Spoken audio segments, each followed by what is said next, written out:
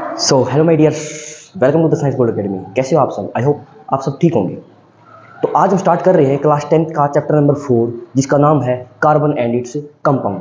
इस चैप्टर के अंदर आज हम इसका फर्स्ट पार्ट कंप्लीट करने वाले हैं। इसके पार्ट वाइज आपकी वीडियोज आती रहेंगी। आप यहाँ से अच्छे ढंग से इसको पूरा का पूरा कंप्लीट टॉपिक को अच्छे से समझिएगा। उसके बाद अगर आपको नोट्स प्रिपेयर करने हैं तो आपको लिंक डिस्क्रिप्शन में दे दिया जाएगा। ये सभी के सभी आपके जो बोर्ड्स के नोट्स होंगे वो आपको अवेलेबल करा दिए जाएंगे। तो चलिए स्टार्ट करते हैं अपने इस बेहतरीन से चैप्टर को।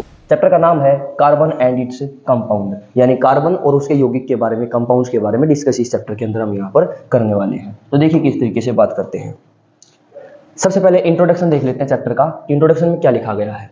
The word carbon comes from the Latin word कार्बो। कार्बो word से मिलकर के बना है। ये जो आपको थोड़ा सा दिखाई ना दे रहा हूँ, ये क्या कार्बो। कार्बो मीन्स क्या होता है? कोल। कार्बन मीन्स क्या है? कोल। कोल वर्ड से निकल करके ये लैटिन वर्ड होता है, वहां से ये एक्सट्रैक्ट हुआ है। ठीक है। इसके बाद बात करते हैं कि ये एक नॉन मेटल्स है, क्योंकि इसके आउटर मोस्ट इलेक्ट्रॉनिक कॉन्फ़िगरेशन की बात करें तो उसमें 4 इलेक्ट्रॉन प्रेजेंट होते हैं। ठीक है। टेट्रा वैलेंसी होता है, तो उसके बारे में भी हम फर्दर डिस्कस करने वाले हैं। अब क्या है? अबंडेंसी। अबंडेंसी का मतलब है कि ये कितनी अमाउंट में पाया जा सकता है, यानी एग्जिस्टेंस कितना है इसका, कम है, ज़्यादा है, किसके साथ कंपैरिजन करेंगे। बात करें हम इसके अर्थ क्रस्ट के अंदर, तो अर्थ क्रस्ट में 15th मोस्ट अबंडेंट एलिमेंट है इन द अर्थ क्रस्ट। उसके बाद 4th मोस्ट अबंडेंट एलिमेंट है यूनिवर्स के अंदर, after hydrogen, helium and oxygen.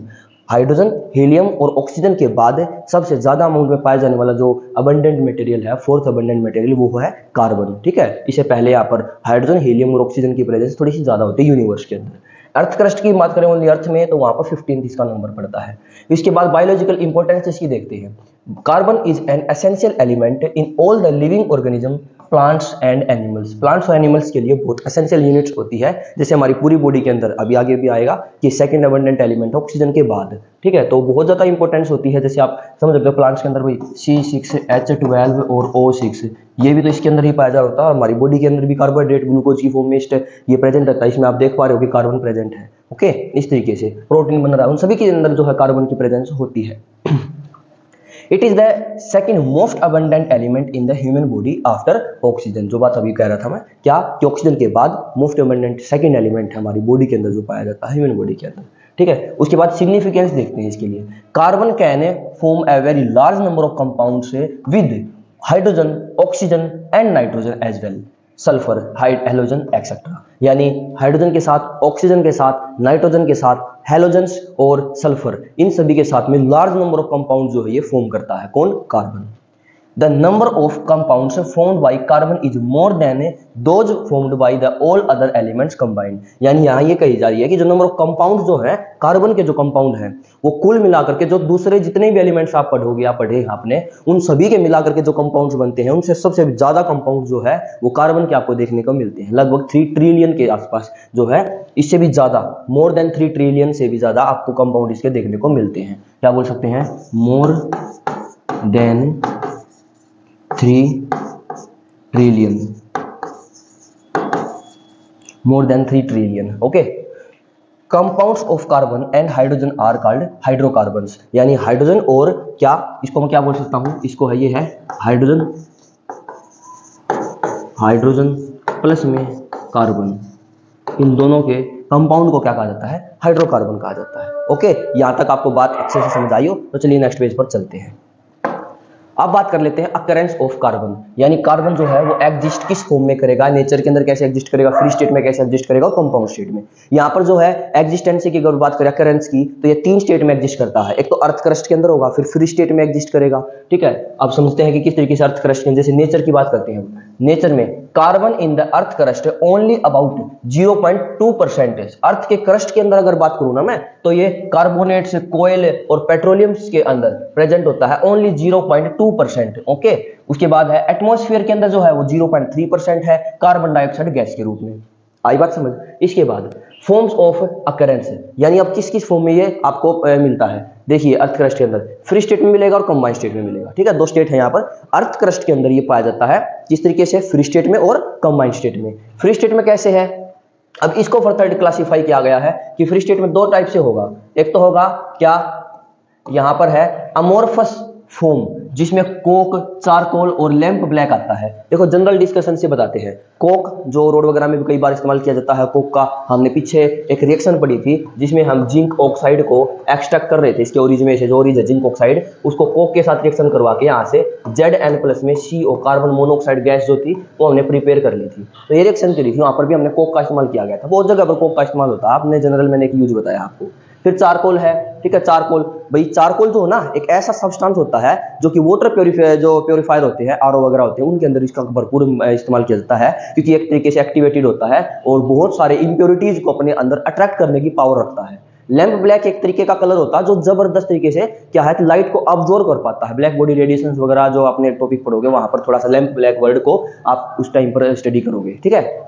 ये सभी के सभी क्या है, कार्बन से मिलकर के बने हुए सब्सटेंस होते हैं। फिर क्या है, ये है अमोर्फस फॉर्म। देखो सॉलिड जो होते हैं वो दो टाइप के हो सकते हैं, एक तो अमोर्फस, एक क्रिस्टलाइन। क्रिस्टलाइन यानी प्योर होता है, प्योर रूप होता है, और इनके अंदर थोड़ा सा प्योर क्या ब्रिटाइल नेचर के होते हैं, जैसे लकड़ी वगैरह हो गई, सब चीजें हैं। अब क्रिस्टलाइन होगा ना, जैसे कि नमक के भी क्रिस्टल होते हैं, है ना, सोल्ट क्रिस्टल्स आपने पढ़े हैं, तो यहाँ पर हम क्रिस्टलाइन फॉर्म पढ़ने वाले हैं। कार्बन की जो क्रिस्टलाइन फॉर्म होती है जनरली तौर पर वो है एलोट्रोप्स। क्या होंगे वो, एलोट्रोप्स होंगे। अब बात करेंगे हम फर्दर की एलोट्रोप्स क्या होते हैं, ठीक है। सबसे फर्स्ट है एलोट्रोप, डायमंड, ग्रेफाइट, फुलरीन, इनको बाद में हम डिस्कस करने वाले हैं। फिर है कंबाइंड स्टेट में। कंबाइंड स्टेट में जो कार्बन के कंबाइंड के फॉर्म में मिलता है वो मिलता है form found in carbonates, oxides, hydrocarbons, coal, petroleum, carbon dioxide etcetera. इन सब के अंदर कंबाइंड स्टेट में भी जो है कार्बन वो है प्रेजेंट रहता है। तो आप यहाँ पर समझ पाए हैं कि फ्री स्टेट में और कंबाइंड स्टेट में कार्बन की प्रेजेंस किस तरीके से होती है। इन सभी चीजों को आप अच्छे ढंग से नोट डाउन करते चलिएगा। अगर आपको नोट बाद में बनाने हैं तो आप इस वीडियो को अच्छे से समझ सकते हैं। इसके बाद आपको नोट्स के लिए प्रीपेड जो नोट्स हैं वो आपको लिंक डिस्क्रिप्शन में दे दिया जाएगा, वहां से आप डाउनलोड कर सकते हैं। फिर बात करते हैं allotropes of carbon. Allotropes of carbon क्या होता है। एलोट्रोपी की बात करें तो एलोट्रोपी क्या है, allotropy the property of an element to exist in different physical form in same physical state. ध्यान रखिएगा, फिजिकल स्टेट तो है सेम और फॉर्म होती है डिफरेंट। यानी मैं कहूं कि सॉलिड स्टेट में ही कार्बन के अलग अलग तरीके के फॉर्म्स होती हैं।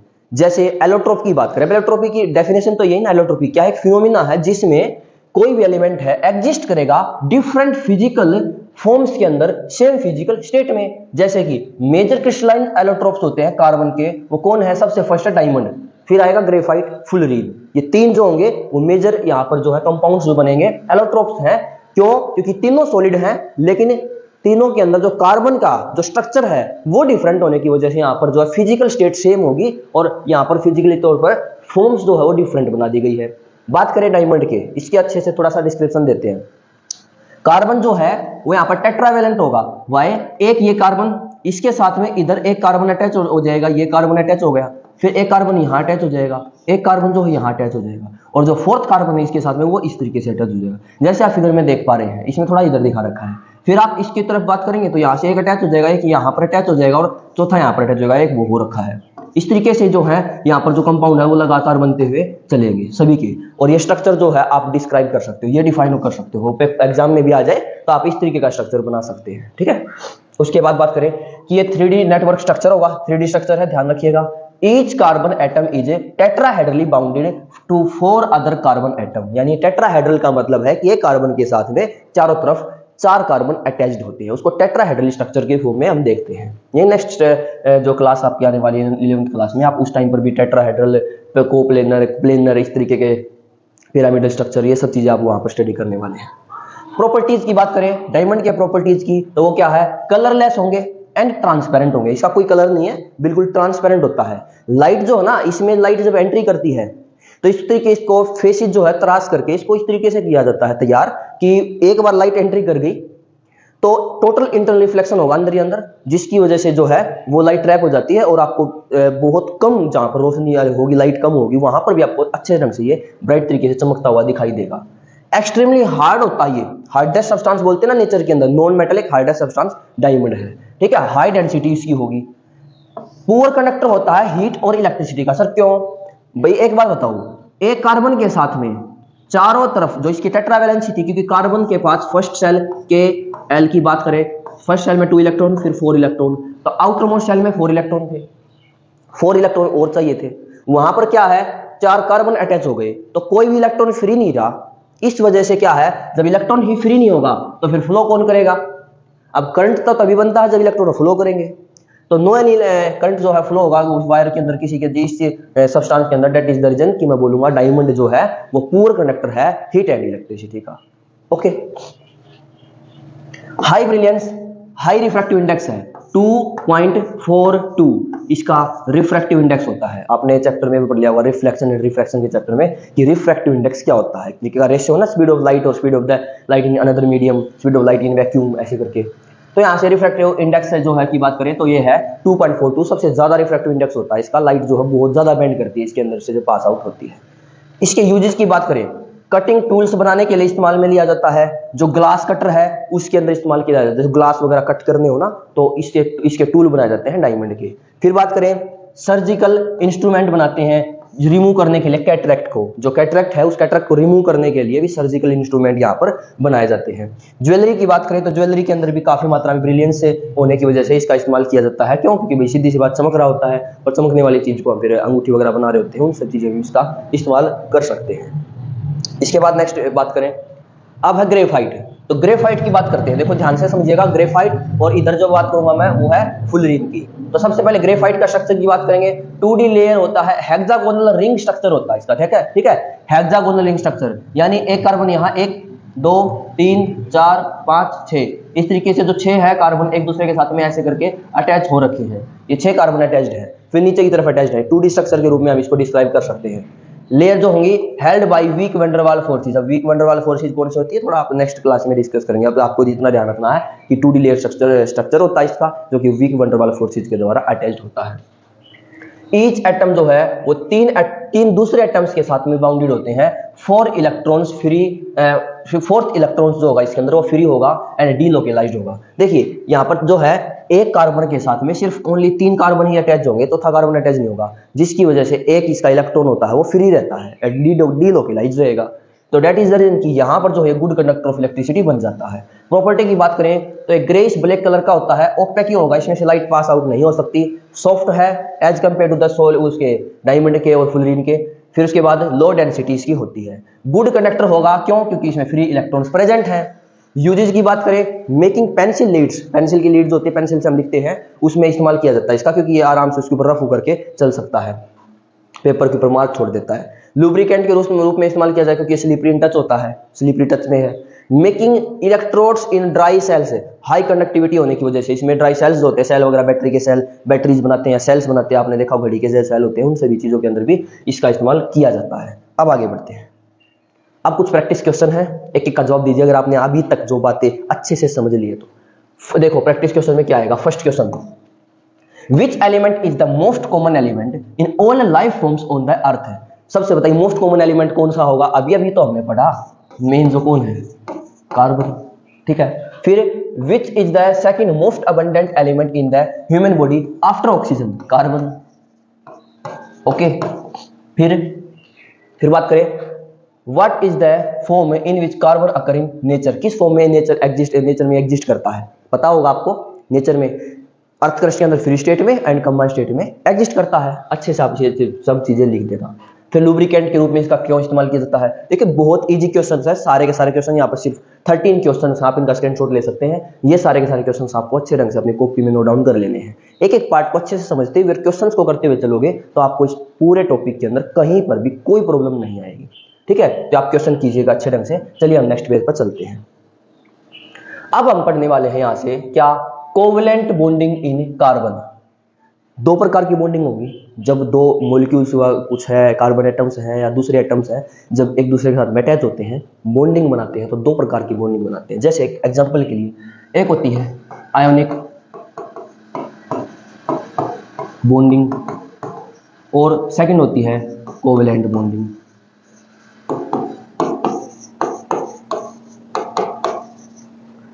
आयनिक बॉन्डिंग और कोवलेंट बॉन्डिंग दोनों की बात करें तो आयनिक बॉन्डिंग में जो होता है वो आयंस ट्रांसफर होते हैं, आयंस ट्रांसफर होते हैं, यानी सीधी सी बात है इलेक्ट्रॉन्स का ट्रांसफॉर्मेशन होता है। लेकिन इसके अंदर बात करें तो इसमें इलेक्ट्रॉन्स की शेयरिंग होती है। क्या होती है? इलेक्ट्रॉन्स की शेयरिंग होती है। सर क्यों? देखिए NaCl जब अपने अंदर से एक इलेक्ट्रॉन को लॉस कर देता है यानी ट्रांसफर कर देता है तो इसके ऊपर पॉजिटिव चार्ज आ जाता है। क्लोरीन के अंदर जब एक इलेक्ट्रॉन अटैच कर दिया जाता है तो इसके ऊपर नेगेटिव चार्ज आ जाता है। ओके, यहां पर दोनों के दोनों अटैच होकर के NaCl एक बॉन्ड बना लेंगे जो कि आयनिक बॉन्ड होगा, क्योंकि यहाँ पर आयन्स यानी इलेक्ट्रॉन्स ट्रांसफर हुए हैं, जिसकी वजह से यहाँ पर जो बॉन्ड बना है वो स्ट्रॉन्ग बॉन्ड बना है, बहुत ज्यादा स्ट्रॉन्ग बॉन्ड होता है ये वाला, ठीक है ना, गुड कनेक्टर भी होता है। इसके बाद यहाँ पर कोवलेंट बॉन्डिंग कब करनी पड़ती है? जब कंडीशन ऐसी हो कि इलेक्ट्रॉन ना तो पूरे कंप्लीट दे सकते हैं ना ही वहां से इलेक्ट्रॉन ले सकते हैं किसी भी एटम से, तब वहां पर शेयरिंग का इस्तेमाल किया जाता है जनरली तौर पर। तो जैसे बात करें तो अभी कार्बन की बात करें तो कार्बन के पास में टेट्रावैलेंसी होती है, इसके आउटर मोस्ट शेल के अंदर 4 इलेक्ट्रॉन्स प्रेजेंट होते हैं। अब एक बात बताओ ना, मेटल्स जो है उसमें 1, 2 और 3 इलेक्ट्रॉन्स प्रेजेंट होंगे, नॉन मेटल्स के अंदर भी वही 1 और 2 हो सकते हैं, 3 हो सकते हैं वैकेंट, लेकिन इसके अंदर 4 प्रेजेंट है और 4 की ही इसको जरूरत है अपने ऑक्टेट को कंप्लीट करने के लिए और आउटर इलेक्ट्रॉनिक कॉन्फ़िगरेशन को फुलफिल करने के लिए। लेकिन इसको इतने सारे इलेक्ट्रॉन देगा कौन? प्रॉब्लम तो ये है ना।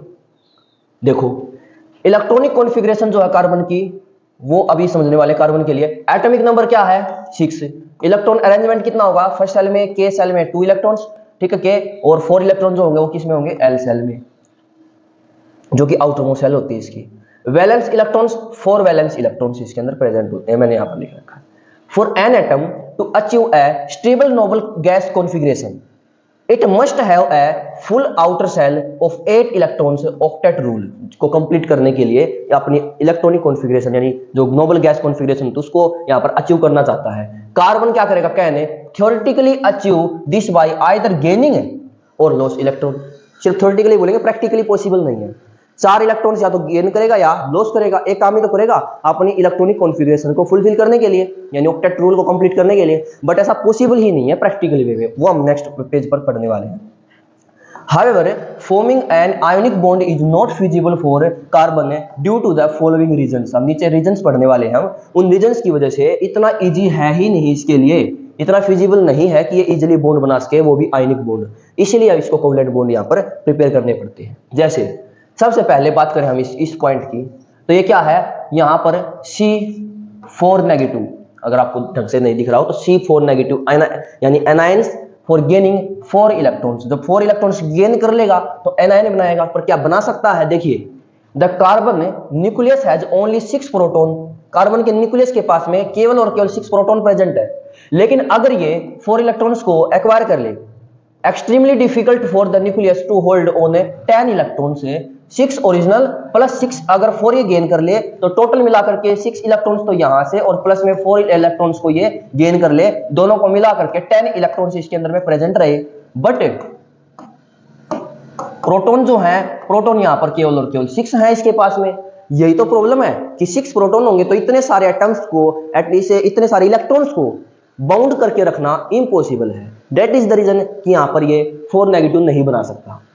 फिर अगर ये 4 पॉजिटिव बनाए तो वही इलेक्ट्रॉन्स को अगर डोनेट कर दे तो क्या पॉसिबल है, देखिए a very large amount of energy would be required to remove the 4 electrons from the atom. This energy input is not practical, making the formation of C4 positive ions highly unfavourable condition होगी। यानी कि इसके अंदर देखो अच्छे ढंग से bound बना रखा है, बाउंडेशन है किसके साथ है, प्रोटॉन न्यूट्रॉन, प्रोटॉन और इलेक्ट्रॉन्स की। इतने सारे इलेक्ट्रॉन्स यानी 4 इलेक्ट्रॉन्स को इससे बाहर निकालने के लिए लार्ज अमाउंट में एनर्जी की रिक्वायरमेंट होती है, जो कि प्रैक्टिकली इम्पॉसिबल होता है। दैट इज द रीजन कि ये जो है बेचारा यहाँ पर क्या है कि 4 पॉजिटिव भी नहीं बना सकता, ये भी नहीं बना सकता, 4 नेगेटिव भी नहीं बना सकता, 4 नेगेटिव भी ये नहीं बना सकता, दोनों पॉसिबल नहीं है। फिर क्या करेगा, शेयरिंग करेगा।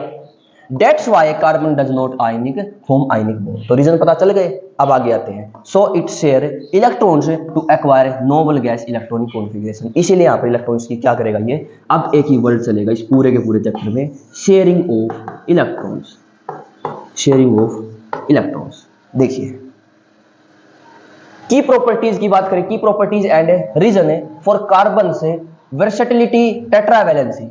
देखिए कार्बन जो है, carbon valency, carbon's valency of 4 allows to it bond with up to 4 other atoms, यानी टेट्रावैलेंसी होने की वजह से इस कार्बन के साथ में और 4 दूसरे एटम्स प्रेजेंट हो सकते हैं, अटैच हो सकते हैं। इसी को बोलते हैं कैटेनेशन। कैटेनेशन क्या होता है? Carbon has the unique ability to link with other carbon atoms to form long chain, branched chain and ring chain, ring structure. This property is known as catenation. Catenation क्या होता है? एक property है जिसमें carbon के compound जो है वो ब्रांच चेन, उसके बाद में normal chain, long chain, branch chain and ring structure यहाँ पर फॉर्मेशन कर सकते हैं। भाई एक ही तरीके का स्ट्रक्चर है, एक ही तरीके का मॉलिक्यूलर फॉर्मूला है, लेकिन डिफरेंट डिफरेंट स्ट्रक्चर बन गई है। तो इस तरीके की जो इसके अंदर यूनिक एबिलिटी को क्या बोलेंगे? ये जो यूनिक एबिलिटी उसको बोलते हैं कैटेनेशन। ओके, ध्यान रखिएगा। वर्सेटिलिटी क्या होता है? भाई ज्यादा अमाउंट में इसके ये है कंपाउंड बन रहे, यूनिक एबिलिटी है। साइज इसका स्मॉल होने की वजह से and the strength of its carbon bond, carbon can form a vast number of compounds with itself and other elements like hydrogen, oxygen and nitrogen also। ऐसे यहाँ पर बोल रहा है कि स्मॉल साइज होने की वजह से और स्ट्रेंथ इसकी ज्यादा हाई होने की वजह से कार्बन दूसरे सारे एटम्स के साथ में, बहुत सारे एटम्स है जैसे कि हाइड्रोजन, ऑक्सीजन एंड नाइट्रोजन, इन सभी के साथ बॉन्ड बना सकता है, लार्ज नंबर ऑफ कंपाउंड की प्रिपरेशन कर सकता है, इसलिए इसका वर्सेटाइल नेचर होता है।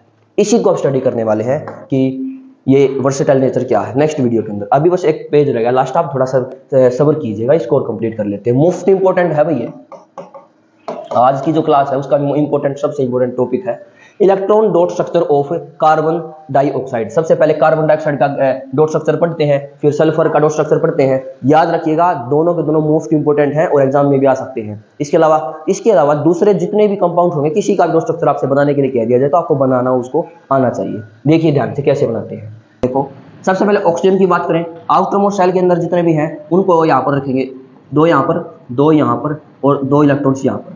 फिर कार्बन की बात करें, कार्बन में क्या होंगे? 2 इलेक्ट्रॉन्स यहाँ पर हैं इसके और 2 इलेक्ट्रॉन्स इसके यहाँ हैं, ठीक है। इस तरीके से इसके अंदर आउटर मोस्ट शेल के अंदर कितने इलेक्ट्रॉन्स प्रेजेंट हैं? सिर्फ और सिर्फ 2 तो 4 इलेक्ट्रॉन्स प्रेजेंट होते हैं इसके आउटर मोस्ट शेल की बात करें। हाइड्रोजन इसके अंदर, ऑक्सीजन के अंदर कितने हैं? 2, 2 4 और 2 6। अब बात करते हैं ऑक्सीजन की, एक और ऑक्सीजन इसके साथ में अटैच होगा, तो ऑक्सीजन के यहाँ पर भी लिख सकते हैं ये 2, 2 4 और 2 6। इस तरीके से यहाँ पर स्ट्रक्चर बनाया गया। अब एक चीज समझिएगा, इसको कंप्लीट अपने जो इलेक्ट्रॉन्स हैं वो फुलफिल करने हैं, ठीक है। अब किस तरीके से फुलफिल करेगा आपको ये समझना पड़ेगा। इसके पास में यहाँ पर कितने हैं? 1 2 3 4 5 6। इसके पास कितने हैं? 1 2 3 4 5 6। अगर ये इसके इलेक्ट्रॉन्स को एक्वायर कर ले, इसके साथ में शेयरिंग कर ले अपने 2 इलेक्ट्रॉन्स की, तो इसके पास 8 इलेक्ट्रॉन्स कंप्लीट हो जाएंगे। इधर देखते हैं यहां पर क्या होगा, ये जो इसके इलेक्ट्रॉन्स हैं, ये इन इलेक्ट्रॉन्स को भी हम इसी जगह पर लिख लेते हैं। ये वाले इलेक्ट्रॉन्स कहां पर? यहां। अब ये भी अपने इलेक्ट्रॉन्स को शेयर कर दे तो उसके पास में भी 8 इलेक्ट्रॉन हो जाएंगे और कार्बन के पास भी 8 इलेक्ट्रॉन हो जाएंगे। कैसे? अगर एक कार्बन जो है, देखो सबसे पहले इसकी बात करते हैं, इसने ये बनाया इलेक्ट्रॉन डॉट स्ट्रक्चर में, इसके पास अभी सर्कल में देखो आप 1 2 3 4 5 6 7 8 इलेक्ट्रॉन प्रेजेंट है। यहां पर बात करेंगे तो 8 इलेक्ट्रॉन प्रेजेंट है इस सर्कल में भी। और कार्बन की बात करें तो कार्बन में 1 2 3 4 5 6 7 8 इस तरीके से ये स्ट्रक्चर बन जाएगा। इसको बोलते हैं इलेक्ट्रॉन डॉट स्ट्रक्चर।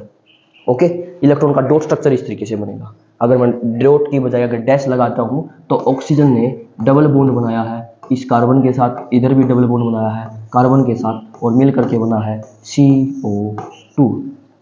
ओके, इसके बाद बात करते हैं साइक्लोपेंटेन भी बना सकते हैं, उसके बाद में सल्फर 8 भी बना सकते हैं। सल्फर 8 का जो है जनरली तरीके से पूरा का पूरा स्ट्रक्चर जो होता है, अब 8 है, 8 जगहों पर आप कार्बन ले सकते हैं। मान लीजिए आपने यहाँ पर एक कार्बन ले लिया, फिर यहाँ पर एक कार्बन ले लीजिए, फिर एक कार्बन सल्फर, उसके बाद में एक सल्फर यहाँ पर ले लो, एक सल्फर जो है यहाँ पर लिख लीजिए, फिर एक सल्फर जो है यहाँ पर आपको लिख देना है, ठीक है। अब इस तरीके से इनको आपको अटैच करना होगा। जो सल्फर है वो कितने नंबर पर होता है बताओ?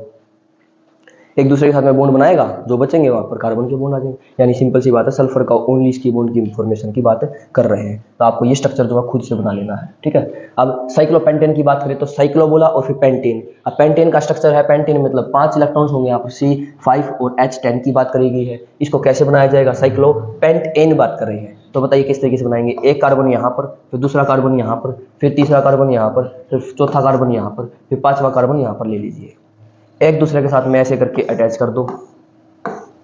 ठीक है, ये मैंने डॉट स्ट्रक्चर नहीं बनाया है, आप डॉट स्ट्रक्चर बनाइए, डॉटेड लाइन उनसे स्ट्रक्चर आपको डिस्क्राइब करना है, ठीक है ना, ताकि आप उनको सर्कुलेट कर सको इस तरीके से। कंप्लीट ये दोनों के दोनों स्ट्रक्चर आपको प्रिपेयर करने हैं। उसके बाद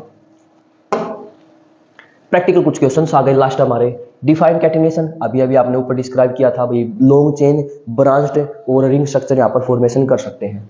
why does carbon show properties catenation और लार्ज एक्सटेंट, बहुत ज्यादा मात्रा में ये जो है इतनी प्रॉपर्टीज क्यों है, देखो why does carbon show properties catenation की लार्ज अमाउंट में क्यों दिखाता है ये, तो इसका आंसर भी आपको ऊपर वाले उसी क्वेश्चन के अंदर है, ज्यादा अमाउंट में वही बन रहा है स्मॉल साइज होने की वजह से।